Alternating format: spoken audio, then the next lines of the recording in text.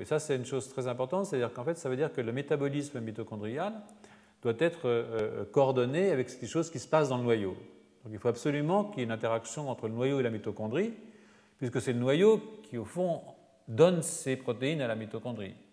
Et la mitochondrie, ça mange beaucoup de protéines, parce que dans la matrice mitochondriale, par ici, c'est bourré de protéases, c'est-à-dire que ça bousille les protéines énormément. Donc en fait, il faut toujours un apport nouveau en protéines mitochondriales, et ça nécessite une implication du noyau. C'est-à-dire qu'il faut vraiment une communication entre le noyau et les mitochondries pour que la physiologie de la cellule fonctionne à peu près correctement. Donc il y a une grande variabilité, une extrême variabilité des phénotypes pathologiques.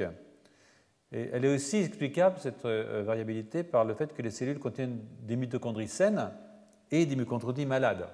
C'est-à-dire que les mitochondries, elles peuvent muter. Il n'y en a pas une qui mute, par exemple, et puis elle va proliférer, mais à côté, il y en a plein qui sont en bonne santé. Donc il y a ce qu'on appelle l'hétéroplasmie. Donc il faut atteindre un certain niveau de mitochondries malades pour que la pathologie apparaisse. Parce qu'il y a quand même des bonnes qui font le boulot comme il faut. Donc cette hétéroplasmie introduit une hétérogénéité et aussi une variabilité, si vous voulez, dans le niveau de la maladie et l'âge auquel la maladie peut se déclarer. Le symptôme est vraiment dépendant du rapport entre les deux populations, mais aussi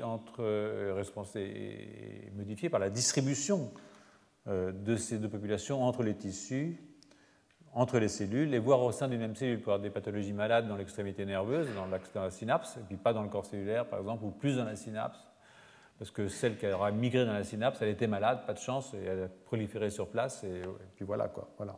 Et je vais me pencher plutôt sur la question de la localisation de la mitochondrie et du rapport entre cette localisation, leur activité et leur fission ou fusion. Donc, il ne faut pas croire que la mitochondrie, c'est un truc comme ça. De temps en temps, la mitochondrie se transforme en chauffage central.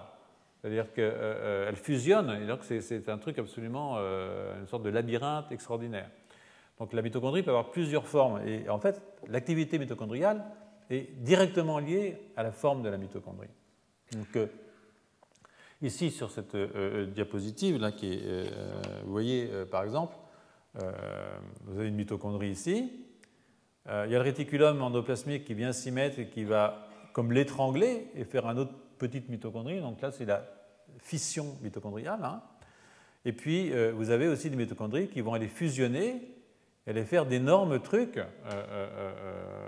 qui sont des énormes mitochondries. Donc, et ça, c'est un rôle extrêmement important et c'est très régulé par différentes protéines sur lesquelles je vais revenir. Des protéines qui favorisent la division, comme en particulier des RP1, mais aussi des protéines qui vont favoriser la fusion, comme MFN1 et 2 ou OPAF. Et ça, vous voyez que ça a tout de suite des actions. Quand vous augmentez la fusion, vous augmentez la phosphorylation oxydative, vous diminuez l'apoptose, la mort, vous augmentez la différenciation cellulaire. Ici, la division ne fait rien sur la phosphorylation oxydative, mais elle va augmenter la mort. Mais en même temps, il faut mieux que les mitochondries soient petites pour pouvoir migrer, parce que la mitochondrie doit migrer le long des microtubules. Par exemple, si vous allez dans un axone, les mitochondries doivent partir du corps cellulaire et aller vers l'axone. Donc il faut que ça migre à toute vitesse, ou pas. Mais ça migre, vous voyez ici, grâce à ça marche, c'est-à-dire le long des microtubules.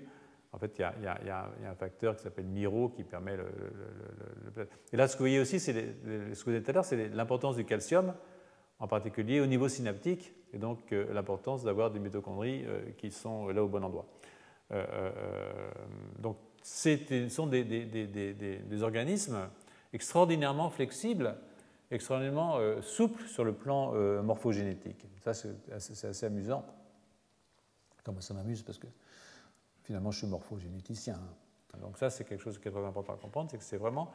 ça fait très longtemps que je vous embête avec le métabolisme énergétique, depuis quasiment plusieurs années.